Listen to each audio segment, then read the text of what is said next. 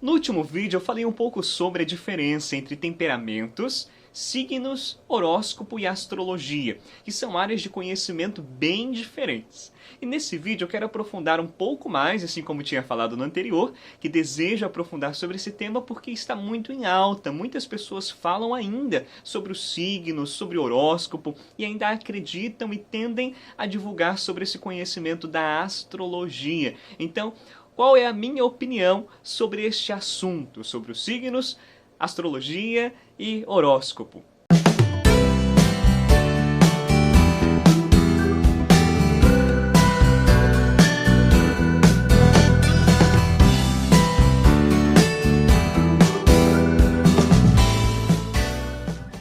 Eu nunca fui muito de acreditar em signos, de ver o horóscopo, ou até mesmo de entender o que é astrologia. Eu nem sabia que existia astrologia. E muito menos eu sabia que existia uma diferença entre a astrologia e hoje que eu conheço um pouco melhor sobre a astronomia e áreas dentro dessa própria área da astronomia, como a astrofísica, a cosmologia. Não sabia nenhuma dessas diferenças. Mas eu sempre tive um pouco do pé atrás com este assunto. Mas como muitas pessoas falam sobre o tema e com certo respeito até pela crença dessas pessoas, eu falei, bom, vou pesquisar sobre o assunto, vou conhecer melhor, vou estudar para entender e tirar os meus preconceitos e ter uma opinião bem formada. Então, depois de estudos, depois de algumas pesquisas, aqui vai. O porquê eu não uso, nem na minha vida pessoal, nem no meu trabalho, a questão dos signos, do horóscopo e também da astrologia. Bom, em primeiro lugar,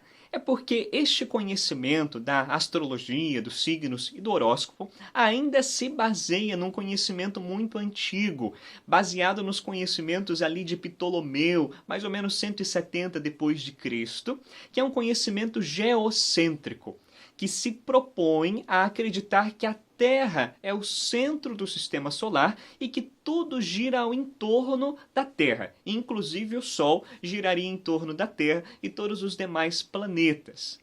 Essa cosmologia geocêntrica, geo de terra, né, a Terra como o centro, é bem contrária àquilo que é a teoria mais aceita nos dias de hoje, que é o heliocentrismo, né, a cosmologia heliocêntrica, onde o hélio de Sol, o Sol seria o centro e os planetas, os astros do sistema solar, giram em torno do Sol e não da Terra.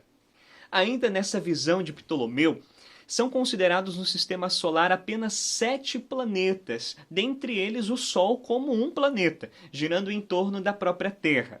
Né? E hoje nós sabemos, né, pelos estudos atuais da União Astronômica Internacional, que nós consideramos 8 planetas. Há pouco tempo atrás, até 24 de agosto de 2006, eram 9, mas Plutão foi declarado como um planeta anão e não mais um planeta normal. Né? Então nós hoje consideramos 8 planetas no sistema solar e mais o Sol. E esses planetas giram em torno da grande estrela, né, que é o nosso Sol. Plutão deixou de ser declarado um planeta porque ele faz parte do cinturão de Kuiper. Então, nesse cinturão, existem vários objetos grandes, alguns até mesmo do tamanho de Plutão.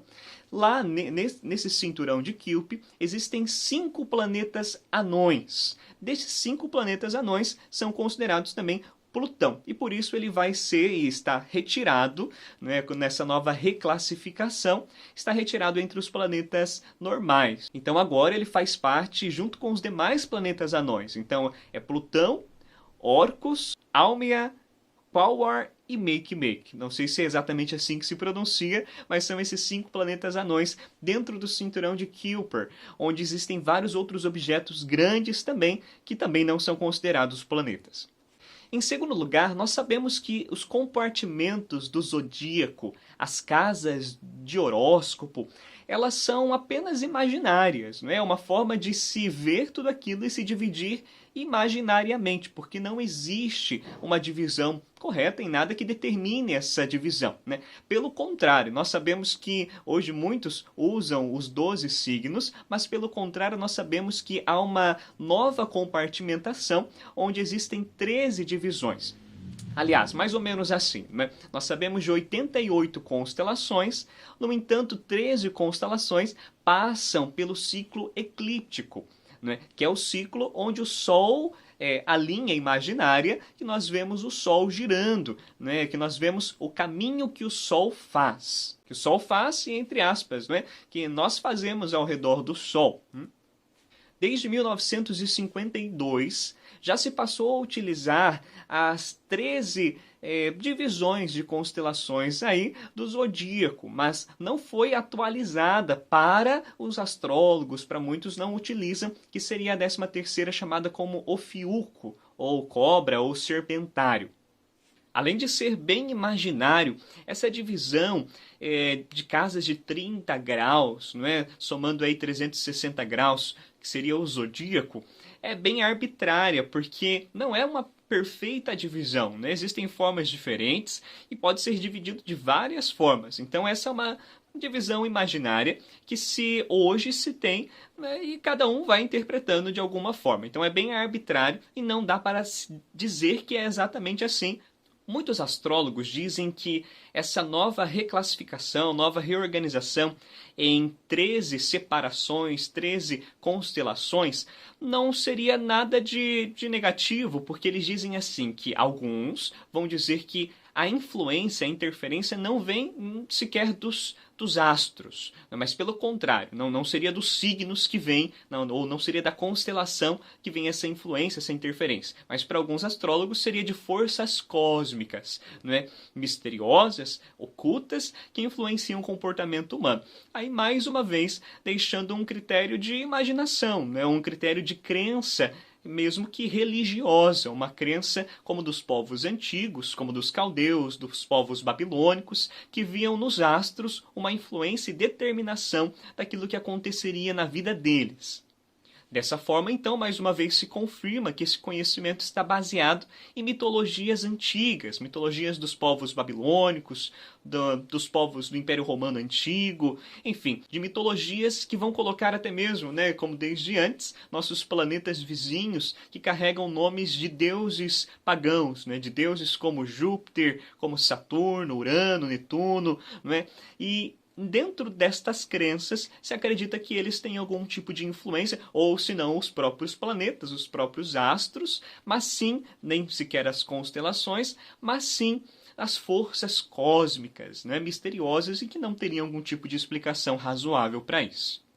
Um terceiro ponto é que existem muitos astros ao longo de todo o universo, e inclusive nós nem conhecemos todos ainda, né? Estamos muito longe de conhecer todos eles. Porque a astrologia, ela acredita e ela demanda somente de algumas constelações, sendo que a todo tempo nós sabemos da movimentação de tantos astros que estão se movimentando o tempo todo, e nós sabemos que existe algum tipo de interferência que nós não podemos dizer como é de fato essa interferência, mas sabemos que é muito pequena, uma interferência que não poderia dizer sobre o futuro ou o nosso comportamento ou coisas assim nesse sentido. Mas por que nós vamos considerar somente algumas constelações e não todos os astros possíveis? É um dos pontos que abrem parênteses para cada um interpretar de uma forma, né? Da forma que preferir, por exemplo. Né? Como falava agora há pouco do 13º compartimento, que seria o Ofiuco, muitos dizem que não precisa ser atualizado, porque como a cobra e como o escorpião também trocam de pele, então seria a mesma coisa. Então, ao invés de ser ali próximo do Sagitário, então seria mais ou menos o mesmo que o escorpião. Então, uns interpretam dessa forma, outros já vão acrescentar o Ofiuco, outros permanecem somente o mais antigo, como o Sagitário, enfim. E nós vamos encaixando cada um como lhe convém, sem expressar algum tipo de união, o tipo de interpretação que seja correta. Né? E quarto e último ponto, este tipo de crença incute nas pessoas um pensamento fatalista e alienante. Explico por quê.